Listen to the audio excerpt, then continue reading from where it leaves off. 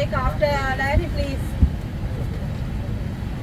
സാറേ, സാറ് പറഞ്ഞ സ്റ്റീഫനെ അല്ല യേശു ക്രിസ്തുവിനെ വരെ ഈ മുരുകൻ തടയും. പക്ഷേ പെമ്പർനോത്തിയുടെ വാക്കും കേട്ടോണ്ട് നമ്മൾ ഇപ്പൊ എടുത്ത് ചാടിയ ഇത്രയും ആൾക്കാരുടെ മുമ്പിൽ ചിലപ്പോ നമ്മൾ നാറും. അത് വേണോ? എന്താണോ ബഹളം? പ്രൈം മിനിസ്റ്റർ എത്തിയോ? ഇതിലും ഭേദം അങ്ങേര് വരുന്നതായിരുന്നു. സ്റ്റീഫൻ,